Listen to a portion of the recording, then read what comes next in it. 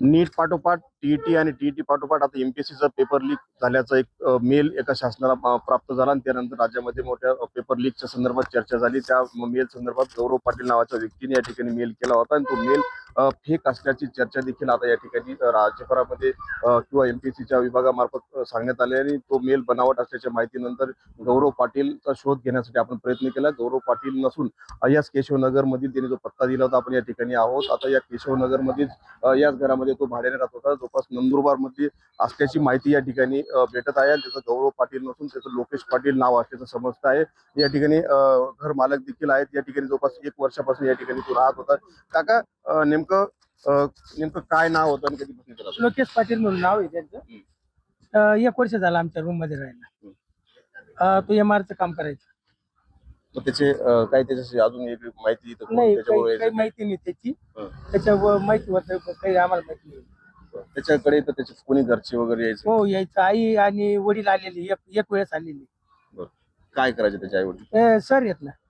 बरं. हो. तुम्हाला माहिती आहे एमपीएससीची परीक्षा नाही नाही, काही माहिती नाही. फक्त त्याने सांगितलं आम्हाला मी एमआर आहे. हो. मग केव्हापर्यंत येतो होता आणि केव्हापासून येतो? तर तो या टायमाला यायचा 8 वाजता सकाळी 10-11 जायचा. संध्याकाळी 8 वाजता यायचा. आता हे सगळं प्रकरण राज्यभर असतं तुम्हाला माहिती आहे की नेमकं? नाही, काहीच माहित नाही आम्हाला. बरं. आणि आता तुम्ही आले म्हणून विषय झाला. बरं, केव्हा तो इथून गेलाय काय? आज सकाळी तो 12-1च्या दरम्यान गेला. कुठे गेला तुम्हाला काय माहिती? मुंबईला चाललो असं बोलून गेला. बरं, नक्कीच राज्यभरात त्याच्या ज्या मेलने खळबळ माजली तो मेल तो लोकेश पाटील आहे. म्हणजे ज्याने गौरव पाटील नावाचे पत्र लिहिले तोच लोकेश पाटील आहे. लोकेश पाटील याच घर पालकाकडे या ठिकाणी राहायचा. परंतु आता तो कालपासून या ठिकाणी बाहेर गावी गेल्याचं माहिती असल्याचं सांगून तिथून निघून गेलेला आहे.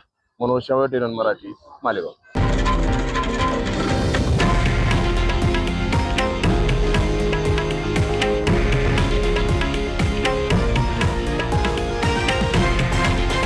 हे आहे देशातील नंबर 1 न्यूज नेटवर्क आणि आपण पाहत आहात TV9 मराठी, एकमेव.